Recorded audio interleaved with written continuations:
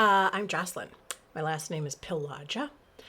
Really, that last name is a mouthful. So if you would like to abandon it and never use it, I would be really cool with that. If you are a formal person who appreciates calling someone like Mrs. Pillaja, I mean, of course, go ahead. But really, for me, Jocelyn is good. What are some things you need to know about this class and about me? Oh, big fan of Love Creamery here in Duluth. If I go in to buy a pint, I'm probably going to walk out with 5. What do you need to know about the class? There's no textbook, so if you bought one, please return it as soon as possible. All the materials you need are online. They're in the course. Once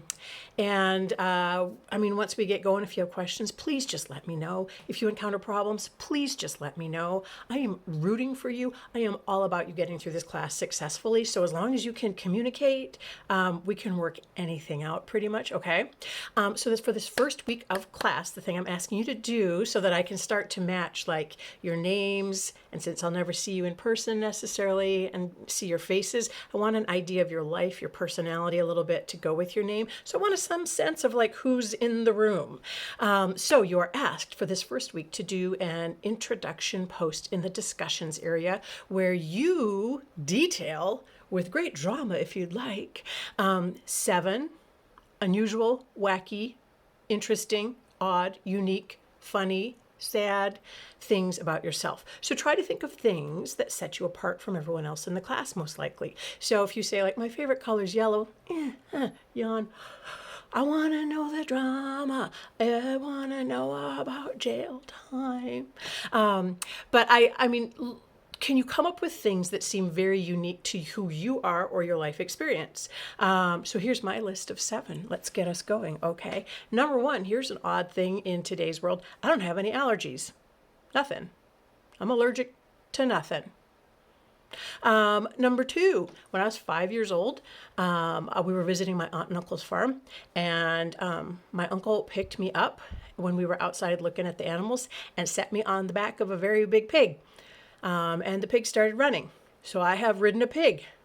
And I was wearing a dress that day, and I was not wearing underwear. And I am not accepting any follow-up questions at this time. Number 3, I am not a high school graduate. I have no high school diploma. Did you know it's possible to go ahead and go to college and to graduate school without having that high school diploma? It's a long story. My dad was a voice professor at a college. Every 5 years, he would take his choir on a tour of Europe. Turns out my senior year of high school was the 5-year mark where he was taking his choir. My sister was going. My mom was going. I wanted to go. My high school was like, you'd miss too many days. I'm afraid not. And I was at the point where I was like, I'm kind of a great student here. I've already been accepted to the college of my choice. We contacted the college of my choice, and they were like, go to Europe. We'd give you a credit for doing a trip like that. So anyhow, I dropped out a couple months before the end of high school, and I never got a GED or anything. I just rolled off to college and carried on from there. Let me see. Oh, number 4. here's a deep reference, a deep pull. So I'm a child of the 80s, and I was way into the band Night Ranger. I mean, among many other big-haired bands. But Night Ranger, they sang Sister Christian. I bet you've heard it. Anyhow, I was on the speech team in high school, and we were driving. I grew up in Montana, by the way. We were driving across the great state of Montana, like a 10-hour drive to go to a speech meet, and we stopped at 1 a.m. at a diner to get like a late dinner. And we walked in, and I was like, I knew Night Ranger had played in Billings that night, and they were heading across like to Bozeman over to Missoula and stuff. So we walked in the diner, and I went, hey, team, that's Night Ranger over there. So we all freaked out. We all squeezed each other and squealed a lot. And then I grabbed a paper placemat, and I threw my shoulders back, and I walked over, trembling just a little, to the table where the band was sitting. And I was like, excuse me, Mr. Night Ranger, all of you Mr. Night Rangers, would you please autograph it? So to this day, in a box in my basement, I have an autographed placemat from the band Night Ranger. Yeah, I know.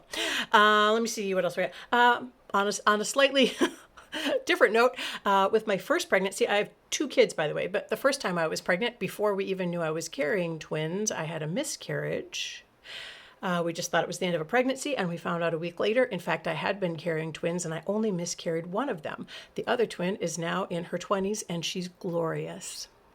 From the year 2010 to 2011, my family and I went and lived in Turkey. We had a little bit of a family abroad adventure, and it changed us all forever. It was fantastic. I think I'm at number 7 now.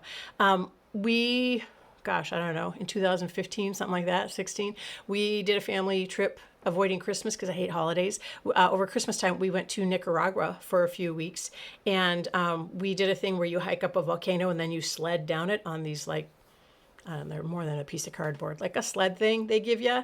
And mine, I got the fast sled, and I was going, in my mind, 70 miles an hour. I was going really fast, flipped over, did a full spin in the air, lost my glasses, which then broke halfway up the volcano, screamed the whole time, and kind of was a little bit knocked out when I hit the bottom. And I just remember opening my eyes, and there was like a tall blonde man above me, and he was like, "I am a Dutch doctor.